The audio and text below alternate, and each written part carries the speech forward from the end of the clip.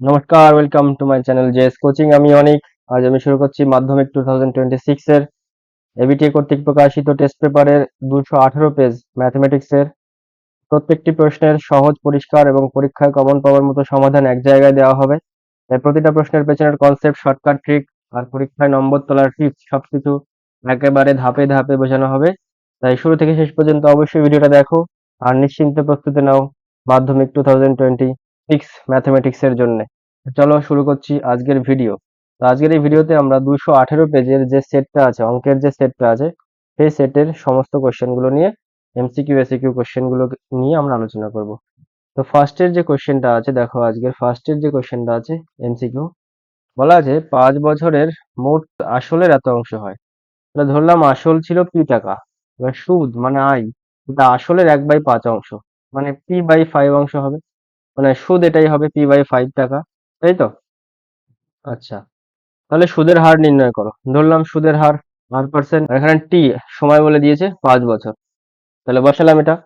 এবার আমরা আই সমান সমান কি জানি, পি ইন্টু আর ইন্টু p/100, তাই পি এর মান কত আছে? তা আয়ের মান কত আছে? আয়ের মান পেয়েছি p/5।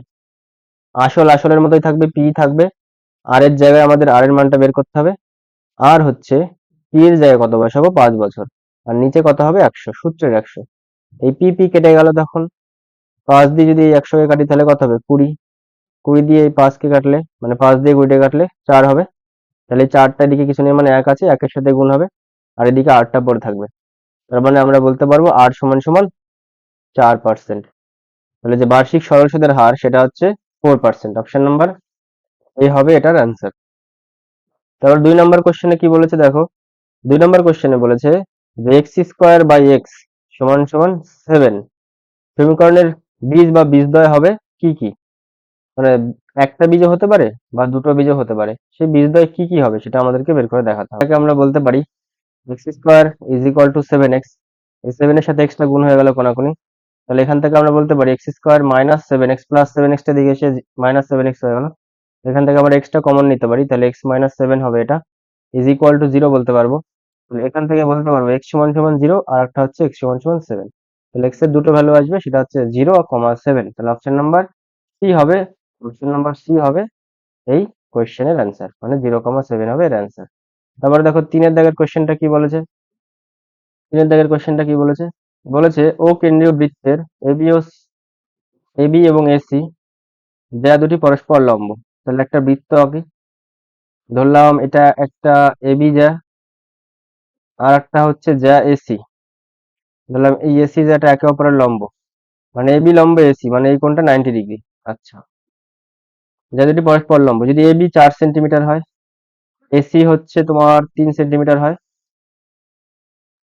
তাহলে বৃত্তটির ব্যাসার্ধের দৈর্ঘ্য কত হবে সেটা আমাদেরকে বের করে দেখাতে হবে।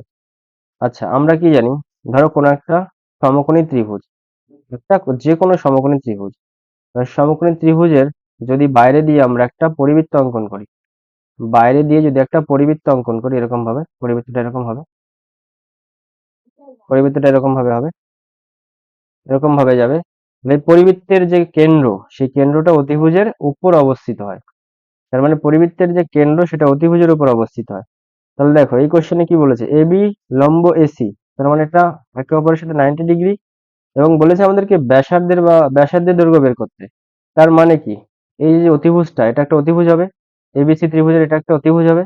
আর এই অতিভুজের উপর কেন্দ্রটা অবস্থিত, তাই তো? এই অতিভুজের উপর এখানে কোনো একটা জায়গায় কেন্দ্রটা অবস্থিত হবে, বৃত্তের কেন্দ্রটা। এবার এই অতিভুজের দৈর্ঘ্য যেটা হবে তার হাফই তো হবে তোমার ব্যাসার্ধের দৈর্ঘ্য। তাহলে আগে অতিভুজের দৈর্ঘ্যটা যদি আমরা বের করে নিতে পারি, তাহলে ব্যাসার্ধের দৈর্ঘ্য এমনি বেরিয়ে যাবে। তাহলে অতিভুজের দৈর্ঘ্য বের করি। তাহলে সিবি স্কোয়ার সমান সমান কি হবে? 3-এর স্কোয়ার প্লাস 4-এর স্কোয়ার। তাহলে সিবি সমান সমান কি হবে? √25। √25 মিন্স 5। যদি ব্যাসের দৈর্ঘ্য 5 হয়, তাহলে ব্যাসার্ধ কত হবে? ব্যাসার্ধ দৈর্ঘ্য কত হবে? 5/2, তার মানে হচ্ছে 2.5। তাহলে এটার অ্যান্সার কত আসবে? এটার অ্যান্সার আসবে অপশন নাম্বার বি, 2.5 সেন্টিমিটার হবে এই বৃত্তের ব্যাসার্ধের দৈর্ঘ্য। আশা করি কোশ্চেনটার অ্যান্সার বুঝতে পেরেছো। দেখো তারপরের কোশ্চেনটা কি বলেছে, 4-এর দাগের কোশ্চেনটা বলে এর ধারগুলির দৈর্ঘ্যের সমষ্টি। তাহলে ঘনকের 3টে ধার কি হয়? সমান হয়। তাহলে এ কমা এরকম তিনটে ধার হবে। এবার তিনটে ধারের সমষ্টি মানে a+a+a সমান সমান 36 বলে দিয়েছে। তার মানে এখান থেকে আমরা বলতে পারি 3a সমান সমান 36। তার মানে a সমান সমান কত হবে? 36/3 মানে 12। তাহলে ঘনকের একটি ধারের দৈর্ঘ্য কত হবে? 12 সেন্টিমিটার। এবার ঘনকের আয়তনের সূত্র কি? a কিউব, তাই তো? মানে a কে 3 বার গুণ করতে হবে। কারণ এর মান কত আছে? 12 গুণ 12 গুণ 12। এটাকে ক্যালকুলেশন করলে যেটা অ্যান্সার আসবে সেটাই হবে এর অ্যান্সার। হয় এরকম ভাবে দেখতে হয়, এরকম ভাবে দেখতে হয়, এরকম ভাবে দেখতে হয় একটা ঘনক। আচ্ছা, ঘনকের কতগুলো বাহু আছে? একটা, দুটো, তিনটে, চারটে, পাঁচটা, ছটা, সাতটা, আটটা, নটা, দশটা, এগারোটা, 12। তাহলে ঘনকের মোট 12খানা বাহু আছে। এবার একটা বাহুর দৈর্ঘ্য ধরলাম a। এবার এই 12খানা বাহুর যোগফল বলে দিয়েছে 12, 36। তাহলে আমরা এখান থেকে বলতে পারি 12a সমান সমান 36। তাহলে a সমান সমান বলতে পারবো কত? 3, তাই তো? এবার ঘনকের আয়তন বের করতে বলেছে। আয়তনের সূত্র কি হয়? a কিউব, মানে 3 আমরা 3 বার গুণ করব। 3 আমরা 3 বার গুণ করলে 27 হবে অ্যান্সার। আর এর অপশন নাম্বার কোনটা হবে? অপশন নাম্বার এ হবে এটার অ্যান্সার। আচ্ছা, তারপরে কোশ্চেনটা কি বলেছে দেখো। তারপরে কোশ্চেনটা বলেছে যে 7π রেডিয়ান/12 কোনটির ষষ্ঠিক পদ্ধতিতে মান কত হবে? তাহলে 7π রেডিয়ান বাই হচ্ছে 12, এরকম থাকলো, 7 থাকলো। এবার পাই রেডিয়ান ষষ্ঠিক পদ্ধতিতে মান কত হয়? 180 ডিগ্রি হয়। তাহলে 7 × 180/12 করলাম, কাটাকাটি করে 6 দিয়ে করলো 2 হবে। তাহলে 6 দিয়ে যদি করে এটা 30 হবে, তো এটা 15 হবে। তাহলে 5 15 75, 7 15 কত হবে? 30, 100, 110, সরি 75, 105। তাহলে 105 ডিগ্রি বাই হচ্ছে 12, 105/12 হবে এটার অ্যান্সার। সরি, 105ই হবে শুধু অ্যান্সার। শুধু এর অ্যান্সার কত হবে? 105। এটার অ্যান্সার কত হবে? 105 ডিগ্রি। এটার অপশন নাম্বার কোনটা হবে? অপশন নাম্বার হবে ডি। অপশন নাম্বার ডি হবে এটার অ্যান্সার। পরে 6-এর দাগের কোশ্চেনটা কি বলেছে? 2 8 2 3। দেখো এই কোশ্চেনটা এখানে করে দিচ্ছি এটা। দেখো 2 8 2 3 8 5 9 6 5 এরকম আছে। সংখ্যাগুলির মধ্যমা কোনটা হবে? সেটা আমাদেরকে বের করে দেখাতে হবে। এবার মধ্যমা বের করতে হলে কোনো রাশি তত্ত্বকে মানের ঊর্ধ্বক্রমে সাজিয়ে নিতে হয় বা অধক্রমে সাজিয়ে নিতে হয়। তাহলে আমরা সেটাই সাজিয়ে নিচ্ছি। 2 কবার আছে? 2 সব থেকে ছোট, তাহলে 2 কে আগে লিখছি আমরা। তাহলে 2 কবার আছে এরকম? 2 আছে 1 2, হ্যাঁ দুবারই আছে। 2 এর পরে কত আছে? 3। 3 কবার আছে? 3 একবারই আছে। 3 এর পরে 4, 4 নেই। 5 আছে। তাহলে 5 কবার আছে? দুবার আছে। 6 নেই, আছে 6 আছে। 7 আছে, 7 নেই। 8 আছে, 8 আছে। 8 কবার আছে? দুবার আছে। 9 আছে কবার? একবার।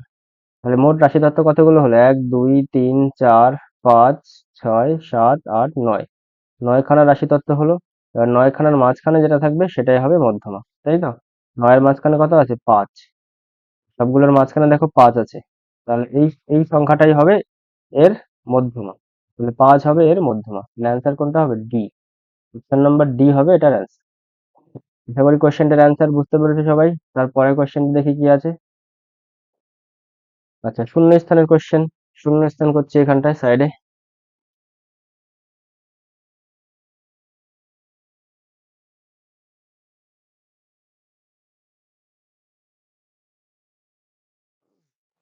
শূন্য স্থানে কি আছে?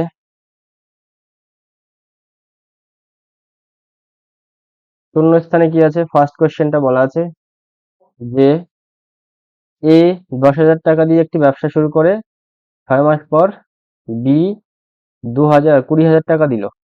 বছর শেষে তাদের লাভ্যাংশের পরিমাণ কি হবে? আচ্ছা, আচ্ছা। তাহলে এ দিয়েছিল কত টাকা? মোট 10,000 টাকা দিয়েছিল। ক মাসের জন্য দিয়েছিল? 12 মাসের জন্য। তাহলে 1 মাস হিসেবে মূলধন কত হবে? 12 × 10,000 টাকা, তাই তো? তাহলে এর মূলধন হবে 12 × 10,000 টাকা, সেটা 1 মাস হিসেবে মূলধন। আর বি 6 মাস পরে দিয়েছিল। বি 6 মাস পরে দিয়েছিল কত টাকা? 20,000 টাকা। তাহলে তার বাকি টাকাটা 6 মাস খেটেছে, মানে 1 বছর হিসেবে যখন মূলধন বের করব, তার মানে তার টাকাটা 6 মাস খেটেছে। তাহলে এর সঙ্গে 6 গুণ করে দেবো আমরা, তাই তো? এরকম 20,000 হবে। এবার আমাদের বলেছে লভ্যাংশের অনুপাত। এবার লভ্যাংশের অনুপাত তাদের মূলধনের অনুপাতে ভাগ হয়, তাহলে মূলধনের অনুপাত বের করলে লভ্যাংশের অনুপাত বেরিয়ে যাবে। তাহলে A/B করলাম, এটা 12 গুণ 10,000, আর এটা ইস টু কত হবে 6 গুণ 20,000, এরকম চলবে। এটা দিয়ে এটা কাটাকাটি করবে, দেখবে 1:1 আসবে। আমাদের লভ্যাংশের অনুপাত কত হবে 1:1। তারপরে কোশ্চেনটা যে 2 দাগের শূন্যস্থানের কোশ্চেনটা বলেছে, সেটা কি বলেছে একবার দেখে নাও। -2 এর অনুবন্ধী করণী কি হবে? -√3 -2 এর অনুবন্ধী করণী হবে জাস্ট এই যে √3 আছে, রুটের আগে চিহ্নটা চেঞ্জ করে দিলে সেটা অনুবন্ধী করণী হয়ে যায়। তাহলে রুটের আগে চিহ্ন মাইনাস আছে, তো প্লাস দিয়ে যেটা হবে সেটাই অনুবন্ধী করণী হবে। তাহলে √3 -2 হবে এটার অনুবন্ধী করণী। আশা করি কোশ্চেনটার অ্যান্সার সবাই বুঝতে পেরেছো। আচ্ছা, তারপরের যে কোশ্চেনটা আছে দেখো, বলা আছে শূন্যস্থান 3-এর দাগের যে কোশ্চেনটা আছে, বলা আছে যে 7 সেমি ও 3 সেন্টিমিটার 7 ও 3 সেন্টিমিটার ব্যাসার্ধ বিশিষ্ট দুটি বৃত্ত পরস্পরকে বহিঃস্পর্শ করে, মানে এরকম একটা বৃত্ত, এরকম আর একটা বৃত্ত একে অপরকে বহিঃস্পর্শ করে, তাহলে তাদের কেন্দ্রদ্বয়ের মধ্যে দূরত্ব কত হবে? মানে এই যে দুটো কেন্দ্র, এই দুটো কেন্দ্রের মধ্যে দূরত্ব কি হবে সেটা আমাদেরকে বের করতে বলেছে। তাহলে একটা বৃত্তের ব্যাসার্ধ 7 সেন্টিমিটার, আর একটা বৃত্তের ব্যাসার্ধ 3 সেন্টিমিটার, তাহলে এদের মধ্যে দূরত্ব কত হবে? এই যে এখান থেকে শুরু করে এইটা, মানে কেন্দ্রদ্বয়ের দূরত্ব, মানে এবি কত হবে? এবি দৈর্ঘ্য কত হবে? 7 + 3 হবে, আর হচ্ছে 10 সেন্টিমিটার হবে। তাহলে শূন্যস্থান এটার অ্যান্সার কত হবে? 10 হবে অ্যান্সার। তারপরে 4-এর দাগের কোশ্চেনটা কি বলেছে দেখো, বলেছে একই ভূমির ব্যাস ও একই আয়তন বিশিষ্ট একটি চোঙ ও একটি শঙ্কুর উচ্চতার অনুপাত কত হবে?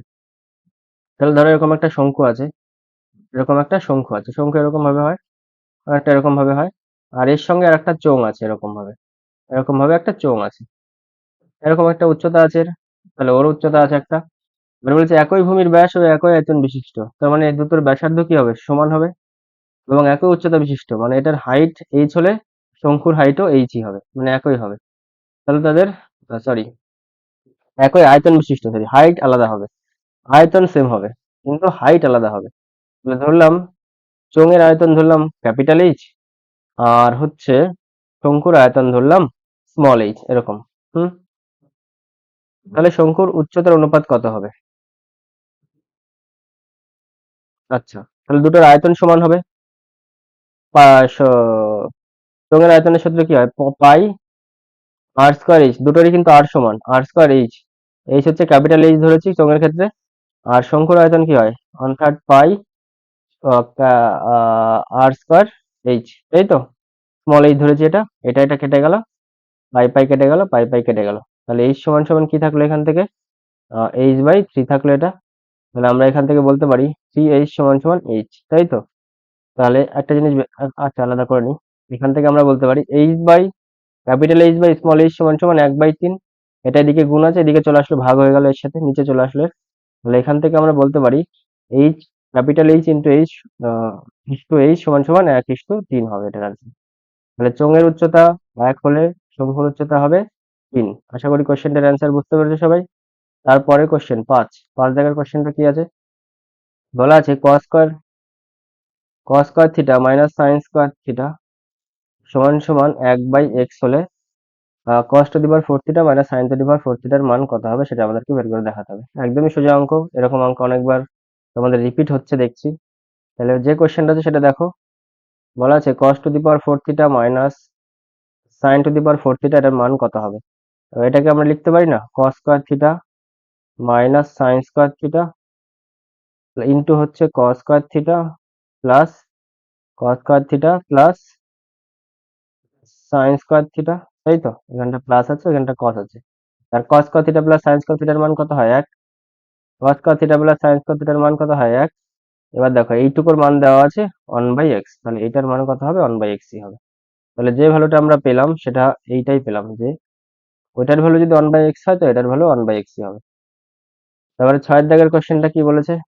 6-এর দাগের কোশ্চেনটা বলেছে যে x1 x2 x3 xn এই সংখ্যাগুলির গড় x বার হলে এত এর গড় কত হবে? kx1 kx2 kx3 এর গড় কত হবে? তাহলে simple, kx1 plus kx2 plus kx3 dot dot dot এরকম k অফ xn থাকবে, তাই তো? আর তার নিচে কত আসবে? ওই গড় যেটা বলে দিয়েছে, এর নিচে n সংখ্যক সংখ্যা আছে, তাহলে n দিয়ে ভাগ করে দেবো। আচ্ছা, তাহলে সবার থেকে কে কমন নাও, তাহলে x1 plus x2 plus x3 plus dot dot dot xn হবে, আর সবার নিচে কত আসবে, n আসবে। এবার দেখো এইখান থেকে শুরু করে এইটার ভ্যালুই বলে দিয়েছে আমাদের x বার, তাই তো? কারণ গড় বলে দিয়েছে x বার, তার মানে ওইটার গড় এটাই ছিল, এটাই হচ্ছে x বার, তাহলে কে এর সাথে জাস্ট x বার গুণ হয়ে যাবে। তাহলে এটার যে মোট গড় পেলাম আমরা, সেটা k অফ x বার পেলাম, k অফ x বার পেলাম, এটার অ্যান্সার। আশা করি কোশ্চেনটার অ্যান্সার সবাই বুঝতে পেরেছো। তারপরে যে সত্য মিথ্যার কোশ্চেন গুলো আছে সেগুলো আমি এখানেই করব, বেশি স্লাইড অ্যাড করছি না এখানে, জাস্ট তোমরা এখান থেকে একবার করে নিও, আমি মুছে দিচ্ছি এগুলো সব। তারপরে কোশ্চেনটা সত্য মিথ্যায় ফার্স্টের কোশ্চেনটা কি আছে দেখো, দেওয়া আছে, একবার পুরোপুরি মুছে নিই এটাকে।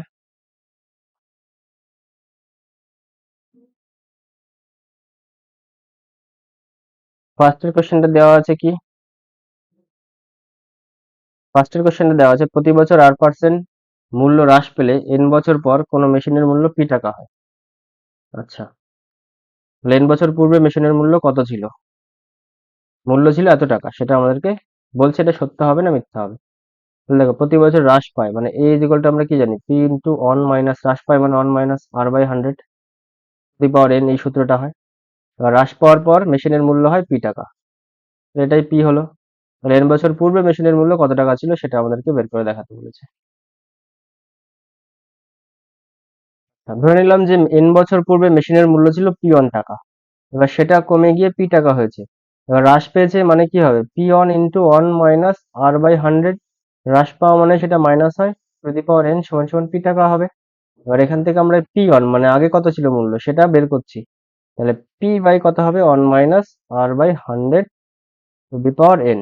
তাহলে n বছর পূর্বে মেশিনের মূল্য এই টাকাটা ছিল, এইটাই বলা আছে, যে এটাই বলা আছে, এটা সত্য না মিথ্যা হবে সেটা বলো। তাহলে এটা কি হবে, এটা সত্য হবে, তার কারণ এটাই বলা আছে, যে এটার সঙ্গে এটা পুরোপুরি ম্যাচ খেয়ে ম্যাচ হয়ে যাচ্ছে। তারপরে কোশ্চেনটা কি আছে দেখো, 2 দাগের কোশ্চেনটা, তাহলে এটা ফার্স্ট, এটা কি হবে, সত্য হবে। a cross a varies as b, a varies as b আর হচ্ছে b ভ্যারিজাস c হলে, তাহলে a ভ্যারিজাস c স্কোয়ার হবে, সেটা কি সত্য না মিথ্যা সেটা দেখাতে হবে আমাদেরকে। তাহলে এখান থেকে আমরা a সমান সমান কি বলতে পারি, b কে বলতে পারি, আর b সমান সমান কি বলতে পারি, c কে 1 বা c কে দেখা কিছু একটা।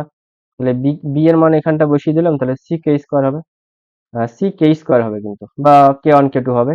তাহলে a ভ্যারিজাস c হতে পারে কিন্তু c স্কোয়ার হবে না, কিন্তু এখান থেকে a ভ্যারিজাস c স্কোয়ার হতে পারবে না, কিন্তু c হতে পারে। আবার 3 দাগের কোশ্চেনটা কি হবে, তাহলে মানে কি এটা মিথ্যা হবে, তাই তো? তারপরে কোশ্চেনটা দেখো কি আছে, 3 দাগের কোশ্চেন, অর্ধবৃত্তাংশস্থ অর্ধবৃত্তাংশ অপেক্ষা ক্ষুদ্রতর বৃত্তাংশস্থ কোণ সূক্ষ্ম কোণ, ঠিক, পরেরটা সত্য হবে। 3 দাগের কোশ্চেনটার অ্যান্সারও সত্য হবে। তারপরে দেখো 4 দাগের কোশ্চেনটা কি বলেছে, 4 দাগের কোশ্চেনটা বলেছে কোন নিরেট অর্ধগোলকের সমগ্রতলের ক্ষেত্রফল, অর্ধগোলকের সমগ্রতলের ক্ষেত্রফল কি হয়, 3 পাই r স্কোয়ার হয়, সেটা সমান সমান বলে দিয়েছে 48 পাই বর্গ একক হলে ওই গোলকের ব্যাসার্ধ হবে 4 একক, 4 একক হবে কিনা সেটা আমাদেরকে দেখতে হবে। পাই পাই ধরো কেটে গেল, তাহলে এই 3 দিয়ে 48 কে করলে কাটলে কত হবে, 3 ষোলো 48, তাহলে 8 সমান সমান কত হবে, √16, √16 মানে হচ্ছে 4। তাহলে এখানে যে গোলকটা পাবো বা অর্ধগোলকটা পাবো, সেই অর্ধগোলকটার ব্যাসার্ধ হবে 4। sin 30 প্লাস sin 60, এটার মান গ্রেটার দেন sin 90, এটা সত্য হবে না মিথ্যা হবে সেটা আমাদেরকে দেখাতে হবে। এবার sin 60 মান কত, হাফ, sin 30 মান হাফ, sin 60 মান কত, √3/2, এটা বের করছি আগে, তাহলে 1 প্লাস √3/2। এবার দেখো এই √3 মান কত, 1 পয়েন্ট সামথিং হয়, 1 পয়েন্ট সামথিং এর সাথে 2 গুণ যোগ করবো, 1 যোগ করবো, মানে উপরে 1 এর সাথে 1 পয়েন্ট সামথিং যোগ করবো, মানে 2 পয়েন্ট সামথিং হবে। পয়েন্ট সামথিং কে 2 দিয়ে ভাগ করবো, তার মানে 1 পয়েন্ট সামথিং হবে, মানে 1 এর থেকে একটু বড় হবে। কিন্তু sin 90 মান কত হয়, sin 90 মান সবসময় 1 হয়, তাহলে sin 90 অবশ্যই মানে একটা অবশ্যই 1 পয়েন্ট সামথিং এর থেকে ছোট, তাহলে এটা কি আছে, এটা সত্য হবে অ্যান্সার। আচ্ছা, তারপর 6 দাগের কোশ্চেনটা কি বলেছে, বলেছে এত এত এত রাশির তথ্যগুলি সংখ্যাগুরু মান 102। দেখো এই রাশি তথ্যে 102 কবার আছে, একবার আছে, দুবার আছে, একবার দুবার, এই যে একবার, 3 বার আছে। এবার দেখো 104 কবার আছে, একবার দুবার তিনবার চারবার, তার মানে কি এখানে 104টা সংখ্যাগুরু মান হওয়ার কথা ছিল, কিন্তু এখানে বলেছে 102। এটা কি হবে? মিথ্যা হবে। আশা করি কোশ্চেনটার অ্যান্সার বুঝতে পেরেছো সবাই। তো আজকের ভিডিও আমি এখানেই শেষ করছি। শুরু থেকে আমার ভিডিওটা দেখার জন্য সবাইকে অনেক অনেক ধন্যবাদ।